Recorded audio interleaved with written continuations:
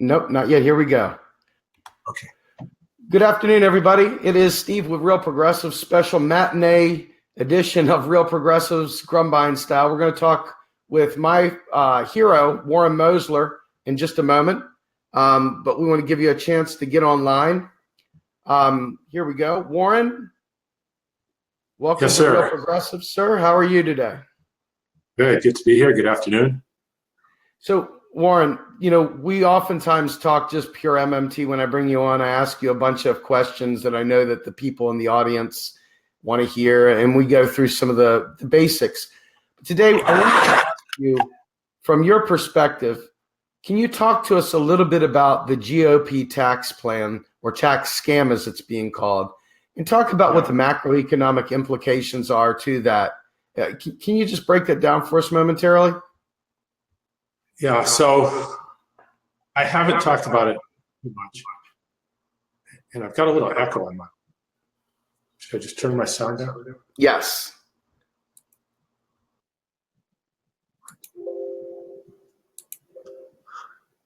Hi. Okay, and so I haven't talked about it because I'm not sure what to say.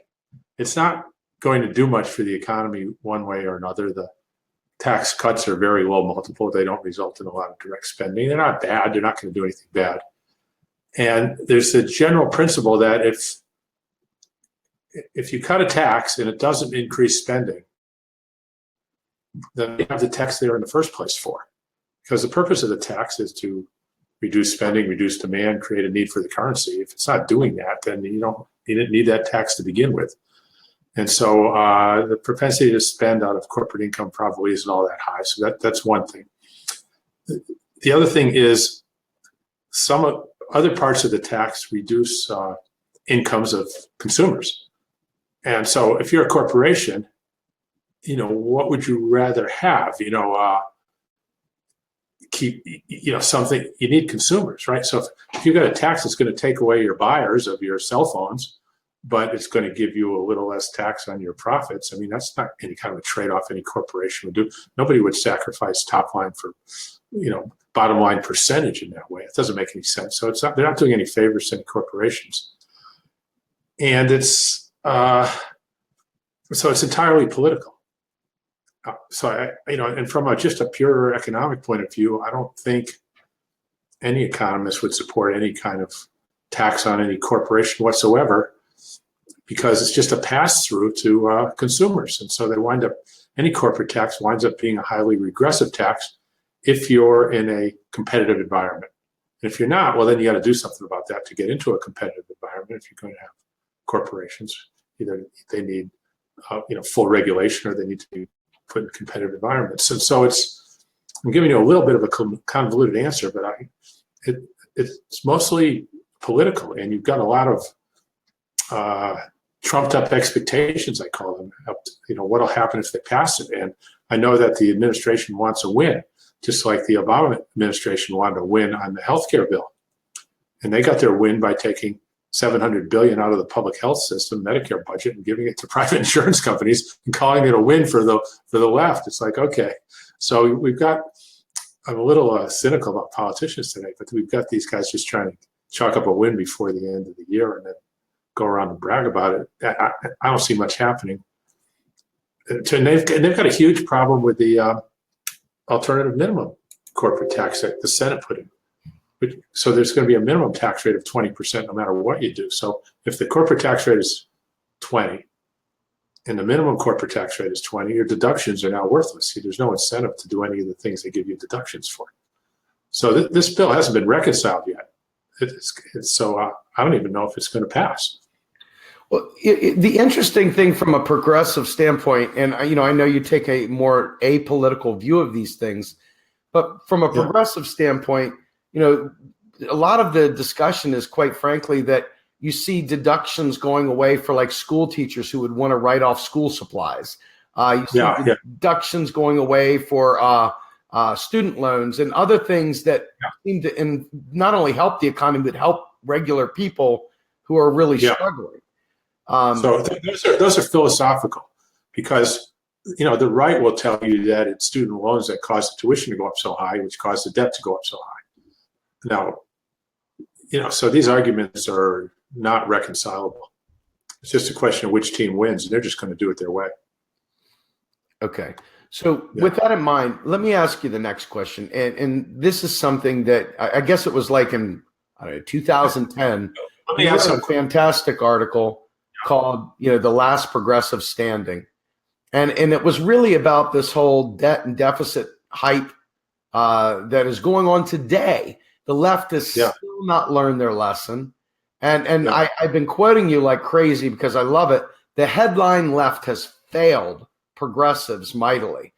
Can you talk about how the headline left, including Bernie Sanders, have really done us no favors? Yeah, so Bernie Sanders is the most immediate one. When I wrote that, it was something like 2010. So there were others that were more topical at the time that have less meaning today. But the Bernie Sanders story has a lot of meaning. And he came out with Medicare for all, which of course is something every progressive would support 100%. Once you've agreed you're not going to let people die in the streets, now you've agreed there has to be a single payer. You need everybody in. It's got to be one way or another, one pool. Otherwise, it doesn't work.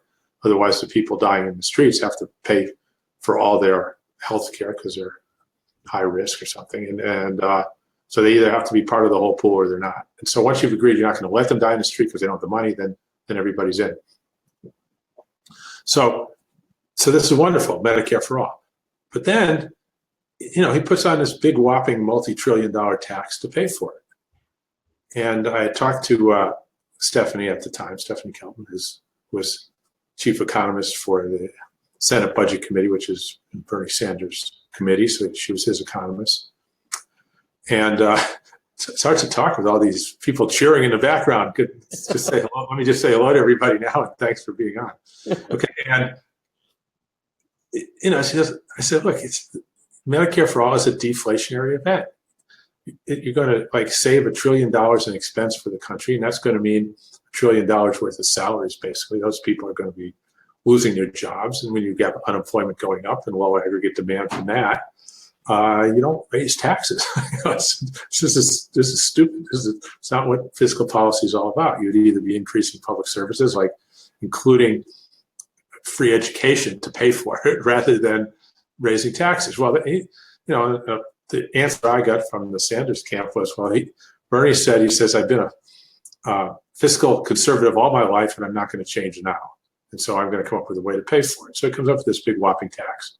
And Hillary Clinton points to it, says, see, this just proves we can't afford Medicare for all. It's like Santa Claus out in La La Land where Bernie is. We're the adults in the room. And so, we're going to have to do Obamacare and patch it or something like that. Okay, so here you have Bernie Sanders, who's the headline left for this particular issue.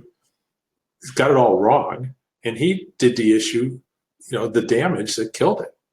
He's the one who killed it with his own, mistaken tax hike that he thought had to go with it.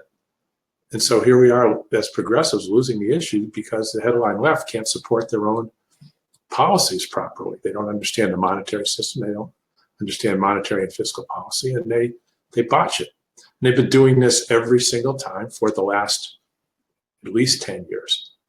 And at some point, you'll almost wonder if it's by design, if they're really not left-leaning people, if they're really not progressives, but they just do it. And there's people like Paul Krugman, who's been doing it for a long time, and even Dean Baker, who's, I think, is left. I mean, it seems sincere enough to me. And so you'd have to, it's discouraging to see the damage being done by the left and not by the right. The right's supposed to take that other side. Now, the budget deficit itself is another big issue where the headline left is what's killing us. The headline left will say, yes, we need fiscal adjustment for the short term, but in the long term, we have a long-run deficit problem. We have a long-run entitlement problem. We have to do something about it. But right now, we have to go the other way. Well, once they've conceded that there's a long-term deficit problem and a long-term entitlement problem, they've lost the short-term battle. And so, yeah, we tried that under Bush. We ran up the debt, and all we got was more debt, and we still have the long-term problem. Okay, well, when the fact is that we don't have a long-term deficit problem. And in the way they're they're thinking about a long-term deficit problem. There's no such thing as a long-term deficit problem. The only possible long-term deficit problem would be an inflation problem. And Bernie Sanders did not score Medicare for all on an inflationary basis. He didn't say, oh, Medicare for all is going to cause inflation unless we increase the tax. So we have to increase the tax to reduce aggregate demand. Instead, scoring Medicare for all probably would have shown strong deflationary forces and would not have called for it. Okay, so, and I had a discussion with Professor Michael Woodford, who can't get much more mainstream than that. He was named the #1 economist in the world, the top influence of all the central bankers. Very nice man, very sincere. And I said, Michael, look, the only possible long-term deficit problem would be a long-term inflation problem. The government's not going to bounce checks or anything like that. And he stopped for at the most 10 seconds and said, yeah, of course, they'll credit the accounts. I said, okay, so the only way we can, since the only way we can have a long-term inflation problem is if we have a long-term deficit problem, what we do to see if we have a long-term deficit problem is we look to the long-term inflation forecast. So you go to the Fed, the CBO, and the precious free market treasury index bonds market, right? And they're all 2% or less. So all these mainstream headline forecasts and markets are screaming out there is no long-term inflation problem, even with the debt being 77% of GDP and Medicare is going to be 175% of the budget and whatever. All this, even with all these forecasts of financial whatever, Armageddon or whatever, the inflation it doesn't show up in the inflation forecast, which means yes, the spending might be that high, but there's not going to be any shortage of demand, and we can actually, in real terms, afford all of this at this point in time, given no change. Okay, and so if anybody says to me there's a long-term deficit problem, I say okay, maybe, but the burden of proof is on you to show me that these inflation forecasts are wrong. You have to show me that the Fed, the CBO, and the free market treasury tips, the treasury tips free market break-even inflation rate is wrong. And then I'll listen to you. But until then, I've got that on my side. Okay, that's all you have to do. And so why would any progressive ever concede this long-term deficit problem when the other side can't even begin to show that those forecasts are wrong, show that there is a long-term deficit problem. But by conceding it, they've taken away the victory right there, and it's over. I don't know. Am I getting too wonkish, as they say on this? No, not at all. In fact, let me interject some good-humored fun here. So, as somebody who adamantly supported Sanders during the primaries, I'm on the outside looking in. The new Sandernistas of the world, have shut down all input, all intellectual knowledge, and they are now hunkering down, bordering up the walls, keeping anybody out that might say something that in any way, shape, or form shatters their precious paradigm. And here we are fighting for a New Deal. I mean, Kelton's out there fighting for a New Deal every day. You got the Modern Money Network fighting for a New Deal in New York and the country. You've got tons and tons of work out there pushing, even if you don't care for the Green Party is fighting for a Green New Deal. But here we are. We're watching these Bernie Sanders, this young group of people who don't want to learn about economics, who don't want to hear about it. And they're marching, fists in the air, doing nothing but gathering people in the little huddles. And they're not listening. They've literally shut down any kind of meaningful conversation. What is it about the left that makes them resistant to actually learning economics? Because I can tell you right now, the right is very much into microeconomics. They're very investor class. They're focused on, dips and dives in the stock market. So they've got that side. The left genuinely, it's like a bunch of ideological walls that they put up to hearing any kind of truth that would help them win. And they've got the right ideas in terms of the plans. But to your point, Sanders and others, they refuse to get out of their own way. What do you think is the chasm here? I mean, seriously, there's got to be some psychological chasm causing them to fear debt, causing them to actually believe their taxes pay for. I didn't even want to bring that up. The point is that they are so wrapped up in their little butter sauce world of nothingness. And then when you explain it to them, You get the people that don't know anything but are angry, going, "You shouldn't bash other progressives, man. You're not a good progressive. You must be a libertarian." And so I'm just listening to this garbage, and it's painful because we all want a New Deal. What do you think is that missing thing? You've been doing this a lot longer than me, man. Yeah, the idea is, how do we get our paradigm out there, even though we know it's the winning paradigm, and how do you break through? And we've been working on this for 25 years. And just today, I've come up, I was talking to some friends here, Phyllis Robertson, and she said something which just struck true. And it's like, when you pay taxes or you buy bonds, you're returning that money to the government. Okay, and people see it as the government takes money from people and then returns it when it spends, right? It's the other way around. So the government spends first, and then the people give that money back to the government, so to speak. Now, I know you're not actually giving it back, but just for causation, just like when you go to the movie theater, you get the ticket and then you give it back to the movie theater.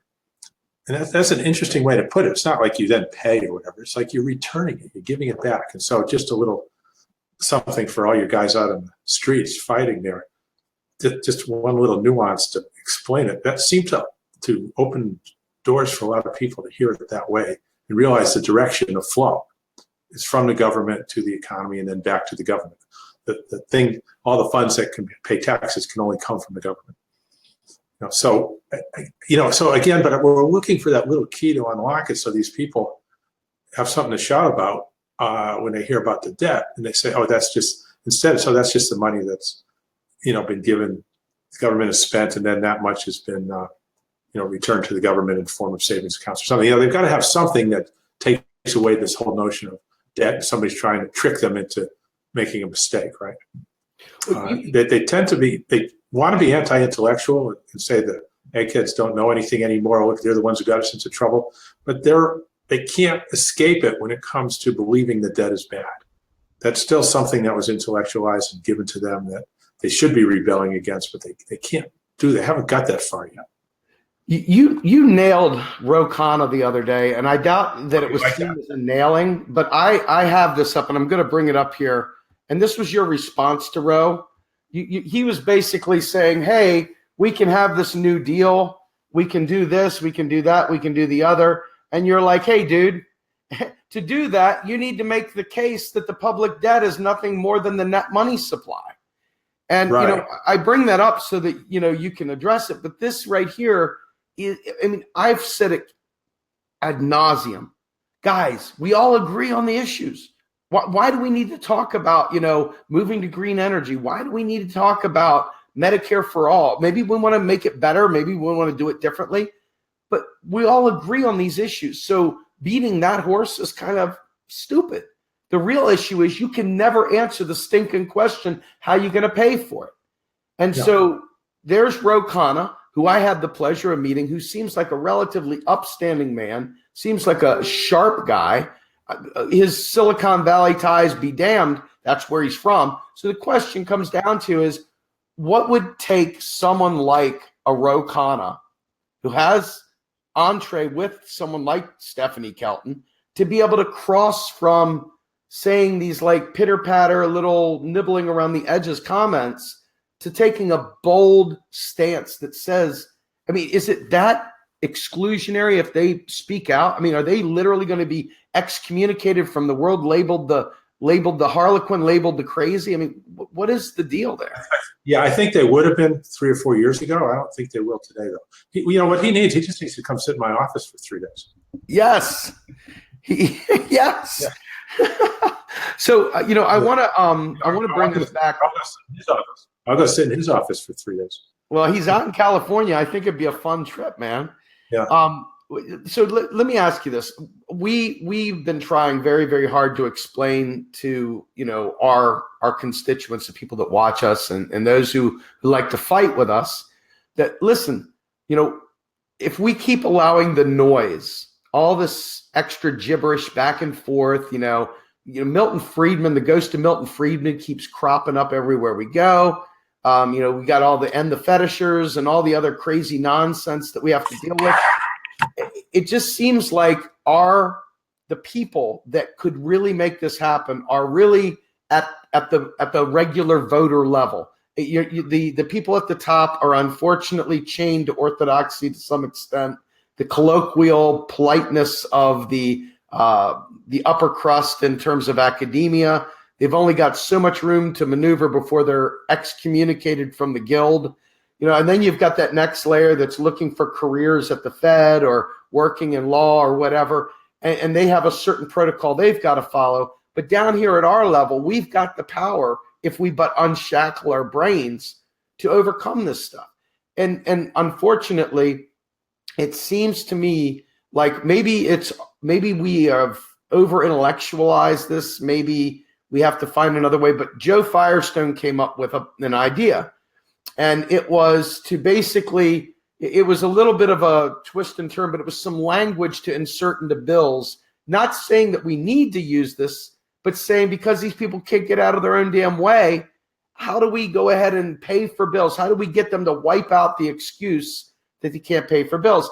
And it makes me angry that we have to play gimmicks and do things like that, even to consider things like that. I mean, you had the $1 trillion coin, which was an idea that is certainly legitimate, but it's still gimmicky in its own right, again, because we can't penetrate the brain cavities of these individuals that refuse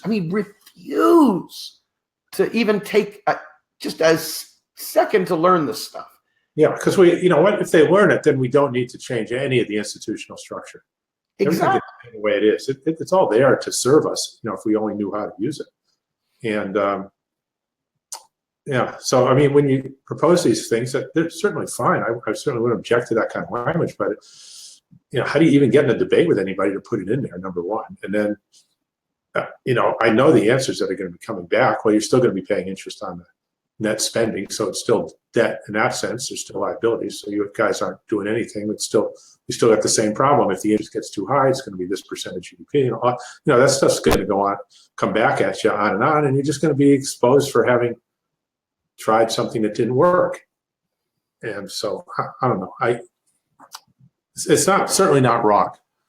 Now, something else interesting happened yesterday with Stephanie. She was quoted in the paper as saying, what was it? That the question, she had been interviewed, and one of the questions was, what happens if the something with it, if there's a downgrade to Treasury bonds? And she said she didn't think there'd be any problem because when there's trouble, people flock to Treasury bonds. Well, they used that answer for a different question, which is really bad. Okay, and they used that answer for a question of what if the government can't sell the debt? And the answer was, well, the people, even in crisis, people flock to Treasury bonds, so that's not going to happen. Okay, that wasn't, and so they're taking things out of context now, taking answers from one question and applying them to questions where they don't apply, to try and discredit MMT. I think, maybe it was just accidental. But was that the Vice article? I don't know, something that just came up. I just saw yesterday. I think it was the Vice article. Pretty insidious, yeah. Yeah, maybe it was done accidentally. I don't know. Well, here's something that you wrote, and I love this. You basically said the national debt equals cash plus reserves plus securities, which equal total net financial assets. Think of it as the net money supply. And then you further went on, and this is a little bit harder for me to see it, but I open it up for everybody else. It's like close examination shows government from inception spends first and then can collect taxes or sell securities to pay the, anyway, the bottom line is that when you see something like this up, we use everything you throw at us, Warren. It doesn't go to waste. We literally use everything, man. I mean, I feel like a scavenger looking for when I was a young man, I used to buy a heavy metal magazine and stuff like that. And I didn't care if it was a little ad of James Hetfield on the back of the thing. I cut that little picture out of James Hetfield and it was on my wall. And if I see you just say anything, I've already got a screenshot of it. I swear to God, I'm fanatical about it. But the reason is that it's these little interactions. We don't have a good New Economic Perspectives blog that's constantly pumping out material to back up these current events. And Billy blog can only do so much because Bill writes a tome every time he puts out his blog. And he writes faster. Yeah, he writes faster than I can read. It's amazing. I just don't even know how he does it. But the point is, he does it all night. He's up all night. We don't have the air cover that we once did. And, we're trying, one of the things that Real Progressives is going to be doing, we're starting to get a various stable of second and third generation MMTers to work with us to try and help meet those daily event type things, to start getting that out there. Because honest to God, our viewers really want to make change. They do. I mean, I watch it. They're out there dueling anywhere they can, popping it anywhere they can. And and we just don't have that kind of blogosphere to produce that quality content. But it's there for the taking. I mean, everything that's going on right now. I mean, here, I'll pop this up here just for shits and giggles. Excuse my French. This right here was Kelton's comment that really, because I use the Overton window all the time for my when I'm talking. And here you go. She's like, this is a really weird moment for me. Did the GOP tax bill actually shift the Overton window on MMT? It sure feels like it. So I say this, here we are again, this beautiful opportunity to win and win big. Yeah, but take these things and blow the lid off of it forever. Yeah, but before the body is even cold, so to speak, Ryan comes out with, okay, now that we've gotten past the tax, bill, we have to tackle the debt, and to do that, we have to look at entitlements. So whatever shifted didn't shift all that much. Unbelievable. All right, so I'm going to ask you the next question, and this is taking us into a slightly different territory.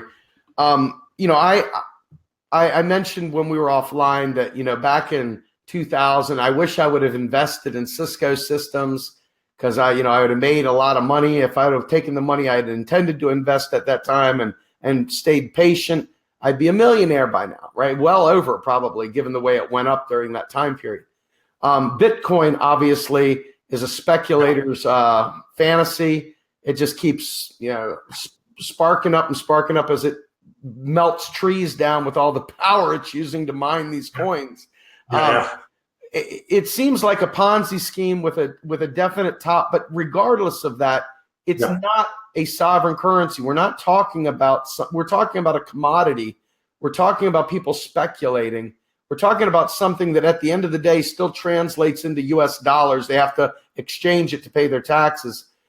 Can you help us understand what the implications are of cryptocurrencies and why folks don't understand that we're not getting Medicare for all with a cryptocurrency? We're not getting free college for all with a cryptocurrency. We're not going to get green energy. We're not going to get infrastructure. We're not going to get a new deal with cryptocurrency. Cryptocurrency is something that if you invested in, maybe gives you a nice bump, and there your family has its own little investment. But it's not.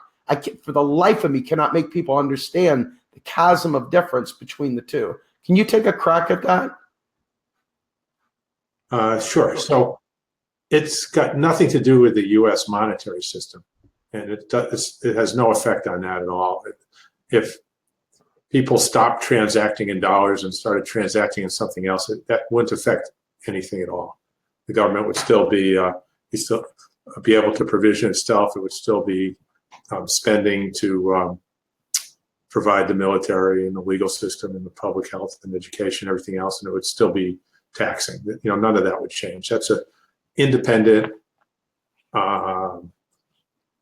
system. It's a construct set up by government. It's a spreadsheet set up by government. Nothing jumps on or off that spreadsheet. It's just a very closed system. In my book, I talk about the little coupon system for your kids, where they have to do. You tell them they have to turn in so many coupons a month. You tax them on these coupons, and they have to do chores to earn the coupons to pay the tax. It really doesn't matter what else is going on. That system exists independently, like the UMKC Buckaroo system that exists at the university in the midst of all kinds of things flowing around. It's completely independent of the Denison dollar and the Franklin franc. So number one, it's got nothing to do with the U.S. monetary system, with the government's ability to operate anything.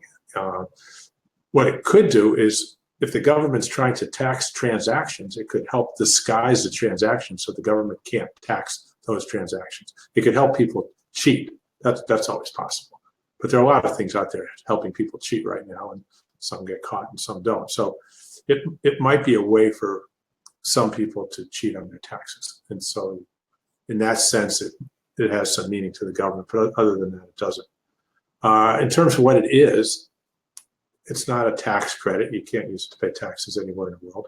And I would say there might be some, and I've heard them saying, the Fed said that they're looking in terms of going in that direction themselves. Well, the dollar already is a virtual currency in that sense. It's just debits and credits on the Fed spreadsheet. Now, whether it's got a centralized spreadsheet or a decentralized spreadsheet, it's an operational difference. It's got nothing to do with how it functions. And so if you transact using Bitcoin to buy something, you don't actually have to have the Bitcoin any more than if you use PayPal. You don't have to have PayPals, whatever that might be, to pay somebody with PayPals. So if you want to buy something from someone with dollars, the way you might do it is you would buy Bitcoin, give the Bitcoin to the person you're buying the thing from, and then you buy from the exchange. He gets it from you. He sells it back to the exchange, all at the same price. Then the dollars go from you to the exchange to the guy who sold you whatever he sold you. And so the Bitcoin is the numeraire for transactions in other currencies. It's just a numeraire. So it doesn't matter what the price of the Bitcoin is for these transactions. You just do more or fewer Bitcoins to get the price you actually want. I guess I should write something up about that. I haven't done anything specifically, but it hasn't seemed important enough to write up. Now, the Bitcoin difference between a Bitcoin and a PayPal is, if I want to transfer money to you via PayPal, I just transfer the money. I don't buy a PayPal, give you the PayPal, and then you sell the PayPal. It's not done on a buy-sell arrangement. It's just done on a money transfer arrangement. Bitcoin is like PayPal is done on a buy-sell arrangement. And there are tax advantages, there's secrecy advantages to doing it on a buy-sell arrangement rather than just on a paid arrangement. So, but the exchange has to have at least a Bitcoin to be able to facilitate what we used to call a round-robin transaction. I buy it from the exchange for $15,000. I give it to you to pay for this car you're selling me, and then you sell it back to the exchange for $15,000, all simultaneous. So the Bitcoin goes from the exchange to me, to you, to the exchange, all simultaneously. But you do need one or a fraction of a Bitcoin to do that. You can't do that without any Bitcoin whatsoever. So there is some intrinsic need for the thing they call the Bitcoin to make it just go round and round. It doesn't affect the price when you do that, because it's just going round and round. But the exchange has to have one to get started. Well, they can use the same one over and over again. You don't need, billions of them or anything like that. It's just having this vehicle to have this thing go round and round. And so there's potentially 21 million of them. There's 100 exchanges. They don't need all those Bitcoins for anything. So for all practical purposes, considering how many Bitcoin there are, they don't need them for anything. And so in that sense, there's no intrinsic value. If there were 22 million exchanges and there were only 21 million Bitcoins, and they all wanted to be in the business, yeah, they'd have to compete for these Bitcoin so they could each have one to be in the business. Kind of like medallions for taxis, right? If you need a medallion to have a taxi, that's fine. But if there's 21 million medallions and there's only 100 taxis, they're not worth a whole lot. So, all right. So I've still, we're going to have 1 million of these techno, anarcho-libertarian folks to come through and tell us we're crapping on Bitcoin. We're not crapping on Bitcoin. Bitcoin, I'm envisioning this like an envelope. Bitcoin is an envelope. You shove money into the envelope, it goes through, comes out, somebody takes the money out of the envelope, and the Bitcoin still remains. I mean, that's how I envision it, like a transaction medium. That's a good way to do it, but you have to have this special envelope. but you can reuse it. You don't need to just have like one for every transaction. Exactly. It's a submarine of sorts. I mean, I don't know what else to call it. If I was doing TCP/IP, it would be within my header. It would be like enveloping, having a header and a trailer, and putting the payload in the middle. When it comes out, it's empty. You fill it back up with whatever, and you keep transacting. People, that's great. See, the thing is that what we're trying to do here is enable a new deal. That does not give me a new deal. Yeah, no, two different things. Two different things. And so when I have these crypto people come around here, it's like, guys, you do with it what you want. I'm not complaining to somebody for buying a bond. I'm not complaining to somebody buying a car. If you want to buy a Bitcoin, knock yourself out. But I am telling you, though, don't conflate your Bitcoin fetish with our ability to have healthcare, free college, infrastructure, green energy, you name it. Yeah, completely agree. Yeah. Okay. All right. So one of the last things I want to do before we finish this, when you were we were in Kansas City. By the way, it was a pleasure to meet you, Warren. I mean, you are a true gentleman, and I don't say that to blow smoke. It's just amazing.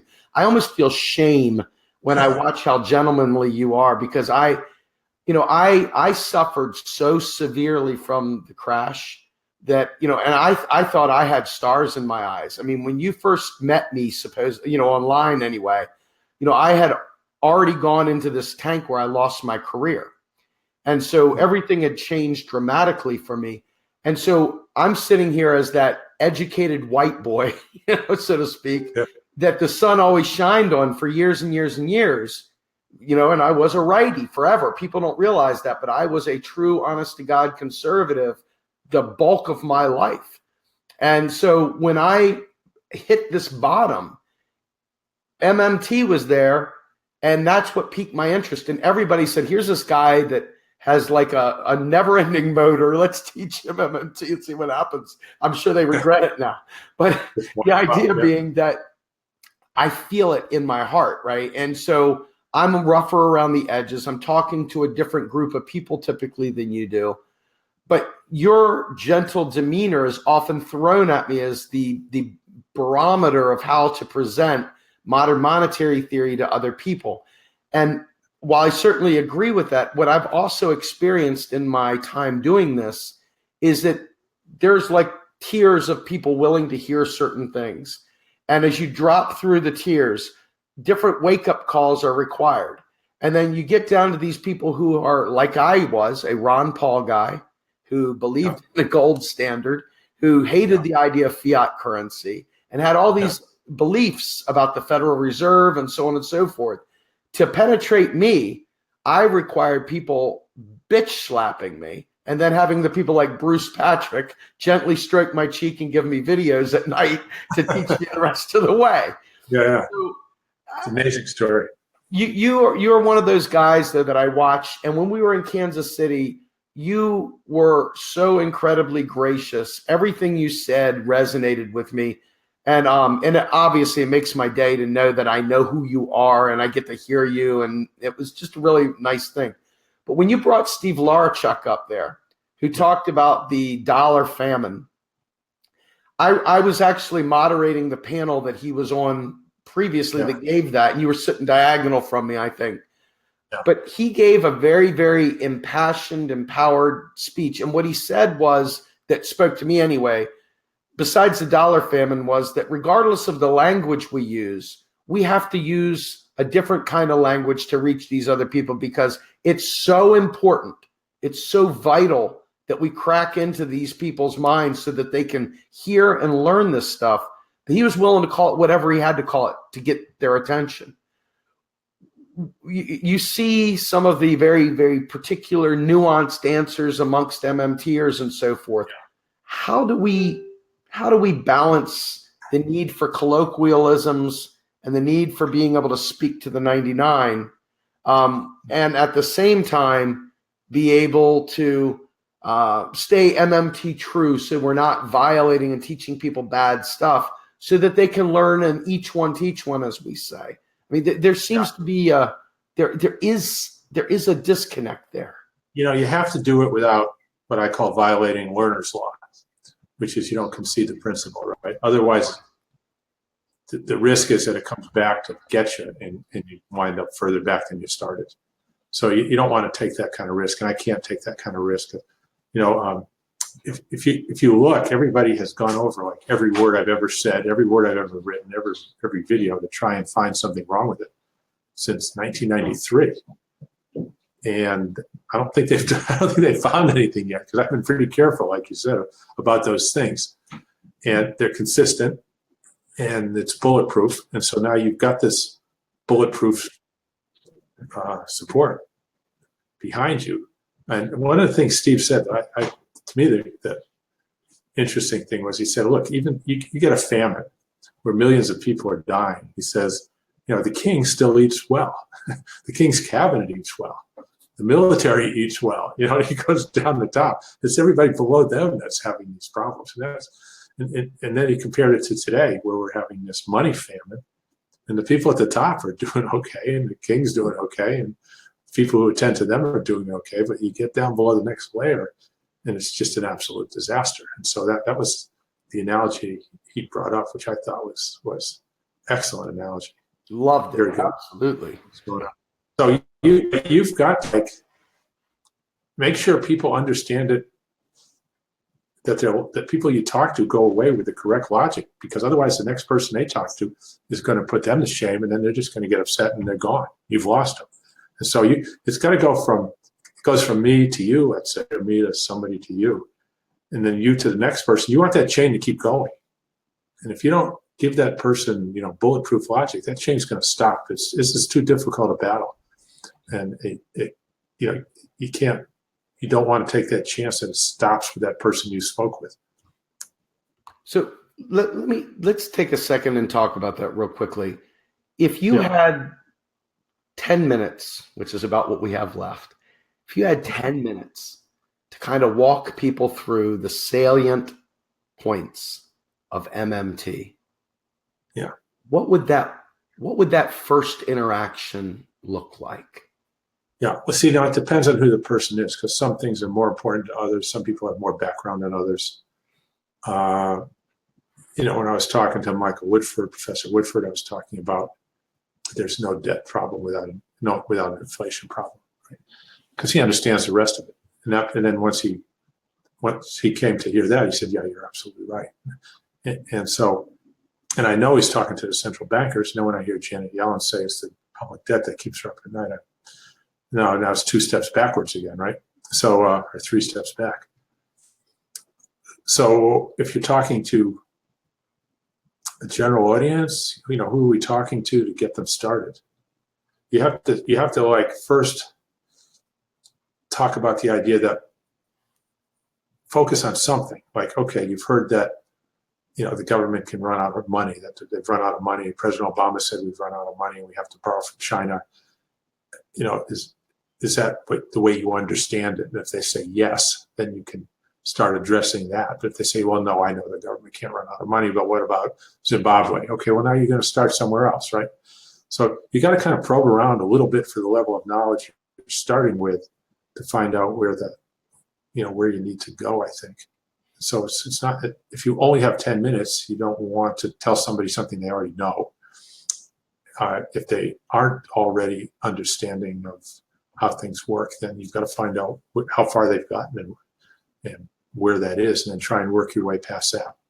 So I can give you the 5 or 10 minutes, but that, for these different groups, because I can take, like when you work with Larry Summers or something, it's different, than when you're working, or when you work with Dean Baker, it's different. Let's pretend like we're talking to a Bernie Krat who absolutely has the sensibilities that want to have a New Deal, but really, really are entrenched in old left logic, headline left logic, that we got to find revenue, that we're broke, and if we don't take money from the rich, we can't have nice things. Right. And so there's a couple things you can do. So one thing is you can say, well, let's look at where the money comes from. Where does the money come from? Okay, now you have an account online, don't you? They usually say yes, or they know what it is. So you pick up your computer screen and you've got $3,000 in your account. Well, what does that mean? You look at your screen and it says 3000. All right. And now, like for me, my Social Security check's coming in. I've got $2,000 that's going to hit. And I watch my screen, I watch it, and all of a sudden, blah, blah, 000. Well, I just got paid my $2,000. Well, what did the government actually do? Okay, all they did was change the number on your screen from 3 to a 5. They left the 3 zeros alone. They changed the 3 to a 5. Okay, they just changed your number from a lower number to a higher number. They didn't get anybody's tax money and shove it into a computer. They didn't take gold coins and shove it. They just changed numbers.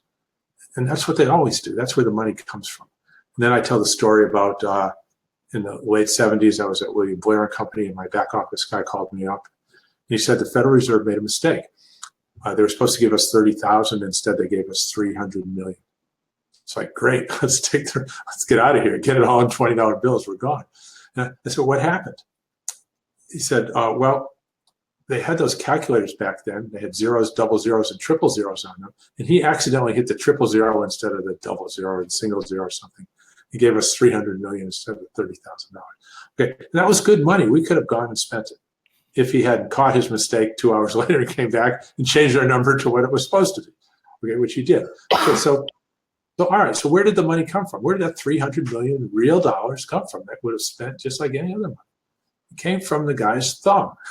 So all the dollars come from the guy's thumb at the Federal Reserve when he's crediting accounts. He didn't tax anybody for that money. He didn't borrow it from China. He just credited it to my account. That's where it comes from. And when you pay taxes, what happens? Well, they change your number down. They're just scorekeepers. And it's like if you're keeping score in a card game, if I'm the scorekeeper, how many points do I have? Well, I don't have any points. Well, then how do I give you 100 points if you have a good hand? Where do I get them? I don't. I just change the number in your score, in your account. And if I give you 100 points, do I have 100 points less? No, I'm just a scorekeeper. I'm just changing your numbers up and down. And do I have to take points from somebody else to give them to you? No. Okay. So the government can do this. They can change. They can't. The only way they spend money. This is not like a new way to spend money. This is the only way they spend money. There's no other way to do it. And so they just change numbers in accounts. They change them up and they change them down. And the guy at the Treasury changing numbers up when he pays people, he doesn't even have the phone number or the email of the guy at the IRS changing numbers down. There's no connection. There's an accountant in the middle who decides whether there's been a surplus or a deficit. All he does is subtract the two numbers and he makes an announcement. There isn't anything else except it's just a big record-keeping exercise. Okay, so maybe you have to start with something like that to talk to people. And then the next thing they'll move into is inflation. They'll say, oh, well, if you just keep giving people everything, the money's going to be worthless. And you agree. You say, yes, of course. But that doesn't mean that's not how it's done. And so when Bernie Sanders says Medicare for all is going to cost $1 trillion, where are we going to get them? And somebody says, where are we going to get the money? You tell them, we're just going to change the numbers in people's accounts. That's where the money comes from. When Medicare makes a payment, they change the number in somebody's bank account. How is the government going to pay for it? We're going to credit a bank account. We're going to change the number to a higher number. Is that going to cause a problem? Well, maybe. And if it is, we're going to deal with it. Is Medicare for all, changing all those numbers, going to cause inflation? Well, I don't know. What did Bernie say? Did Bernie say, look, all this spending on Medicare is going to cause inflation, so now we're going to have to tax to take some money away so there won't be inflation? No, he didn't say that. He said we have to get the money to be able to pay for it. And that's A, wrong, B, highly misleading as to how you conduct policy, and C, it's the major obstacle with why we don't actually have Medicare. Look, we both want Medicare for all. Okay, and if it was going to create an inflation problem, we'd be out there talking about that just as much as anybody else. But what we can show is it's probably not. It's probably going to be the opposite. It's probably going to cause prices to go down and not up. In which case, there'd be no point in taking money from anybody to pay for it. Now, if you want to take away money from the rich for social equity purposes, fine. We can talk about that. But don't tie it to paying for Medicare, because then we don't get Medicare for all, which is exactly what happened. Okay, that mistaken understanding is what kept it away from us. Now, which side of this argument are you on? Okay, do you want to get Medicare or do you not want to get it? If it's not causing a problem, do you want to, create the illusion that it is creating a problem so that we don't get it. What kind of progressive is that? Why would you undermine your own agenda for something that's not the case? So I don't know. We can talk around it a lot, but in a few minutes, that's how I'd start to address those people. Okay, so I have one final thing that I want to cap this off with, and this is one that I'm hoping we can cut and use 1,000 times. Okay. The petrodollar nonsense won't go away. They don't understand. It's a transaction medium. They think somehow or another this is yet again another commodity. I have your RT thing that was on the petrodollar. That's the one that I keep going back to. But I want to have the definitive petrodollar soundbite here, Warren. Give it to me, man. Talk about the petrodollar. How long ago was that? God, honestly, that was years ago. You looked different. You had you had a very different look back then. But nonetheless, though, you were still looking fit as a fiddle playing tennis, I'm sure. So just give us a quick rundown of the petrodollar and how it's a giant nothing burger. Anyway, I don't want to lead you on. Just go ahead and give us the petrodollar. Question. Now, if somebody sells oil and gets paid, those dollars are called petrodollars, I guess. And because Saudi Arabia or somebody had 77 billion of them, that was considered like some kind of a drain. We should talk about repatriation. That's today's petrodollar. What's that? The whole repatriation is today's petrodollar. Is it really? Well, Apple's got all this money in an account that's offshore, and if we could bring that money back, then the economy would do well, right? That's what the whole petrodollar argument was. It's the same silly argument, nonsensical argument applied to something else, because the same thing happens. And so part of this tax bill is to unleash these dollars that are caught offshore and they're not in our economy, right? Which is complete nonsense. All right. So, and that it happened with Greece. Okay. The government of Greece shut the banks down because they didn't want the euros to flee the Greek banks, because then there would be no money in Greece to pay taxes or do anything else. Now, let me just explain how foolish that is. If you're living in Athens and you've got your money in the Greek bank and you're paying your bills, your money's in a checking account in a Greek bank. And then you get worried about the Greek bank, so you move it to an account at Barclays or Citibank or some non-Greek bank. You still have the same money. You're still going to use it to pay your same bills. How's anybody in the economy going to know or care whether your checking accounts at Barclays or Citibank or National Bank of Greece or anything like that? It's like they don't. In a sense, those euro have left Greece, but the spending of those euro in Greece hasn't changed because you shifted your bank account because you got scared. Well, the government didn't understand the difference and shut down the whole banking system because of that. It wasn't the European Central Bank that shut it down. It was the Greek did it to their own government. Greeks did it to their own government. And because they didn't understand how that worked. And, I don't want to mention any names over there, but a good friend of ours was sitting there watching this happen. And it didn't occur to him until afterwards, talking to me, that that wasn't a problem after all. Okay, so we've got this money in Apple Computer, just to give an example, might have $250 billion in cash, but $150 billion is offshore because they made the money in their Irish company, and so it has to be kept in an account. It can't be a U.S. Federal Reserve account. It's got to be a Eurodollar account. Well, what does that actually mean? So their bank might be Citibank or JP Morgan or anybody. And so they've got 100 billion of their dollars in Citibank New York account and 150 billion in Citibank London. All that information is kept by their friendly Citibank banker in California, wherever they're headquartered, right? And they walk into their office and say, how much money do we have? And he says, okay, well, you got 100 billion in this account and you got 150 billion in that account. And it's their money. And they know that. And when they go out to invest in new plant and equipment, they don't not do it because some of the money's in one account or some of the money's in another. That the fact that they have two accounts at their friendly, banker's office has nothing to do with any of their business plans in terms of, what's going into the next cell phone, how many engineers they're going to hire, how much marketing they're going to do, whether they should merge with buy some other company. It doesn't have anything to do with that. So why do they have it in two different accounts? Because they say, look, why don't we just consolidate? Let's put it all in our Citibank, New York. And go, oh, you can't do that. You have to pay a big tax. Okay, well, then we won't do it. It doesn't affect anything else. And so they've got it sitting over there. And if there are technical reasons and tax reasons why they need to do it, they can always borrow against it, which they've done. So there's no liquidity problem. There's no anything. So this whole repatriation issue, it doesn't do anything. It's not sitting there. And if Apple can move that money all into their Citibank account to go on a big spending spree for research in the U.S. and all the wonderful things like that, there isn't anything that's going to happen. If they want to pay more dividends, they can already pay more dividends. If they want to buy back more stock, they can already buy back more stock. It's not keeping them from doing anything. And the last time we tried this, I don't know, 10 or 12 years ago with repatriation, with a very small tax to bring it back, nobody did anything because nobody cares. It's just a trumped up issue right now. It's like driving the debate, and these people are going to be doing this wonderful thing for the country or something. I don't know. Here's the problem, Warren. We've got guys like Jimmy Dore and Lee Camp who are to the alternative media. They're our headline left.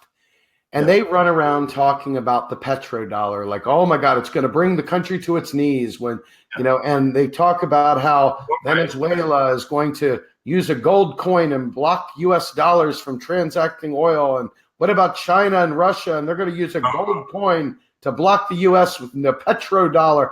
See, this is a recurring theme with these people. And so unfortunately, many, many people are led astray by this simple thing, as silly as it is. This is what these individual alternative media people do, and they do it constantly. And so nice people like them. I've met them. They're good people. They just don't know, but they have a huge audience, and our audience repeats this nonstop. So that's why I'm asking you. So you're fighting the Hydra. You kill one head and two more grow out from it. It just never ends, right? So I started this 1976. I was at Bankers Trust in New York, and every morning we'd look to see how many bonds did the Bank of England buy, U.S. Treasury bonds, and what's ever going to happen if the Bank of England doesn't buy the U.S. Treasury debt? How are we going to finance it? Then it was the Japanese and the Chinese and the Saudis and it's Chinese again. And it's like it's been going on for 60, 70 years. It's never mattered. It doesn't matter. And so it's the same thing with the petrodollars. They use the price of dollar. The dollar price is just a numeraire. It's $60 a barrel, or it's 50 euro, or it's, if you want to pay in pennies, it's 6,000 pennies or whatever 60 times 100 is. It's just a guide. And then you use all the exchange rates, and you can pay for it in any currency you want right now. And so when I was in Italy, people were saying the same thing. Well, what if we start our own currency and nobody wants the new lira, and we can't import oil? So it's all right. Look, there's 180 something currencies in the world. Name one place anywhere in the world where you can't buy, oil. You can't buy gasoline in local currency. And I was talking to Marshall Orback, right? Marshall says South Sudan. So I go on the internet, South Sudan gas station. There's a picture of a gas station in South Sudan with all these cars and trucks pulled up and a big sign with the price in local currency. And I sent it to him. I said, here. He goes, okay, I'm never going to ask you that question again. So it doesn't matter. These people can do exchanges, rates. They know how this stuff works. It's just silly. And it completely misses a point of finance and what it's all about. You can buy anything anywhere in the world, not from anybody. Okay, you can't spend US dollars in a small village in Italy or in some place in Canada maybe because they only take Canadian money, but it's not because they don't like it or they're afraid of it. They just don't know what to do with it. I remember for some reason I had a gold coin in my hand years ago. It was like $200 worth at the time. It's a long time ago. And I went to give somebody some change, and I took out this pocket full of change, and I had a little maple leaf or something. And he was going through the change, and he looked at it and says, oh, we don't take these. He just left it there. This is a 1 ounce gold coin. So nobody takes gold either, right? It doesn't mean it's worthless or isn't worth anything. It's just not used in exchange. It's like, so what? what's the point? I don't know. What did I say on RT? Was it different than that? No. You just at the end of the day, here's the problem, right? Folks literally have it in their head that the U.S. dollar is traded. It's a commodity, the petrodollar, and this is, they're not realizing that dollars are just access to resources. Period. Currency is access to resources. The currency itself is not the value. It's the performance, as you've said. You go to the play, and the play is what the value is. That's what you're going for, and the ticket is what gets you in. The ticket has no value. It's about what's offered. It's what's offered for sale. And you can go to Saudi Arabia now, and you can pay in any currency you want. If they don't want to hold that currency, they'll just sell it in the foreign exchange market and buy a different currency. And the exchange rate might change, but the exchange rate already has factored into it the fact that when you're buying oil every week or whatever, the Saudis don't want it, they're exchanging it. So those factors are normally already discounted in the going exchange rates. Can you shut that down? Yeah. The exchange rate got other people.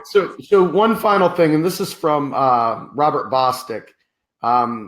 Robert says, need to counter Ali Vesci and Stephanie Rule, who also constantly screed that the debt is unsustainable. There's also the wicked witch from Pete Peterson Cave, Maya McInnes, who regularly fills the heads of Congress critters with the mantra that the debt is certain doom. Who do we have on the Hill anymore now that Stephanie Kelton is gone to counter the Peterson witch? I don't know, but I was at a meeting and Charles Goodhart was there, and he was, he's from the Bank of England, very astute guy, and very understands the monetary systems inside and out. One of the very few in central banking that does at that level. The staff will understand it, but not at the political appointee level. So anyway, somebody made that statement about the debt being unsustainable, and he says, very dry as you can imagine. No, he's much more dry than I am. He goes, yes. He says, yes. They've been telling us that for 300 years now. So look, the public debt is the net money supply, right? It's the dollars spent that haven't yet used to pay taxes, and they just sit there in accounts at the Fed called reserve accounts, securities accounts, which are just checking accounts and savings accounts, until they get used to pay taxes. And some of them, you can get actual cash, which is just an account at the Fed account. And they're all Fed liabilities, and they're these dollars, it's the total dollars spent that haven't yet been used to pay taxes, and they just stay out there. And I tell the story of Pompeii. You know that story now, right? That's only about a couple of years old. Is that worth repeating? Absolutely. Absolutely. Always. So Elizabeth and I were in Pompeii, and the guide showed us the coins they had found in the streets where what would have been people's pockets and in what would have been, merchants' places and people's homes. And he said Pompeii was a very nice place to live because they had good public services. They would collect these coins to pay taxes, and then they would pay people to do these public services. So I'm a little bit of a troublemaker. I couldn't help it, but said to the guy, well, actually they would pay the people first, and then they would collect the coins. He corrects me. He goes, no. You collect taxes, and then you pay the people. That's how it works. I said, well, where'd the coins come from? He says, well, the government made them. So I said, okay, well, where did anybody get the coins to pay the tax? He says, so they pay the people first, and then they collect them? And I go, yeah, how else can it work? And he grabs his head, he goes, no. He walked away, he couldn't accept it. Okay, everybody in Pompeii knew that they'd levy a tax maybe on everybody's house or something, and then people needed the coin, so they'd come work for the government on the aqueducts and the sanitation and the public safety, and then they'd pay the people, and then they'd pay the tax. They knew how it worked. Well, they found something like, I forget the number, maybe 20,000 coins in the streets. Well, how did they get there? What was that? How'd that money supply get there? Well, those were coins the government spent, and they hadn't yet collected for payment of taxes. We knew they would have had to spend them, or else they wouldn't be there. They all came from the government. We knew they hadn't collected them, or else they wouldn't be there. If they collected them all, they wouldn't have been in the streets. They would have been in the government safe or warehouse somewhere.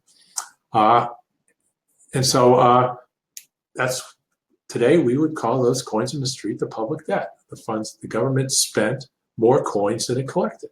You spend more than you collect in tax. That's called, today it's the government liability. It's the debt or the coins that you've spent that you agree to take as tax payment in the future. That's why the accountants call them liabilities. Liabilities are on the column on the spreadsheet where debts go. Debt and liability is the same thing.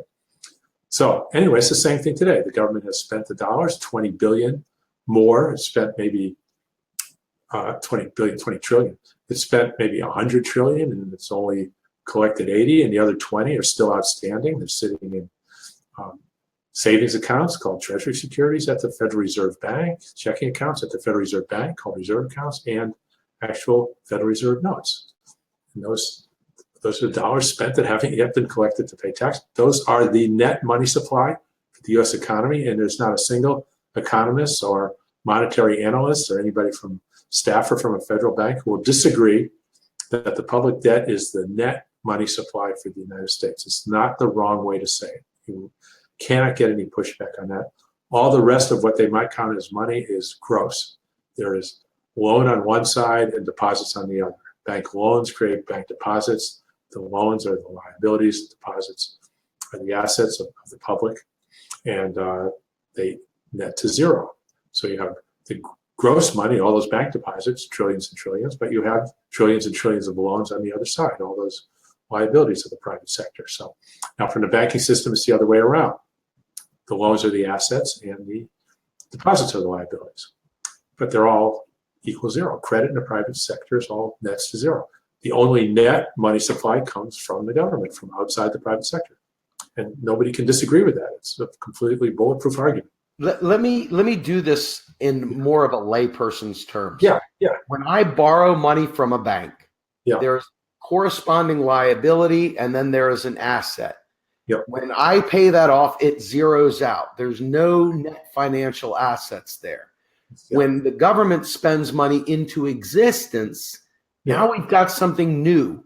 Now we've got something permanent that doesn't have to necessarily be paid back until it's collected in the form of a tax. Am I close there? Yeah. So if the government, spends the money, right? They credit it to your account.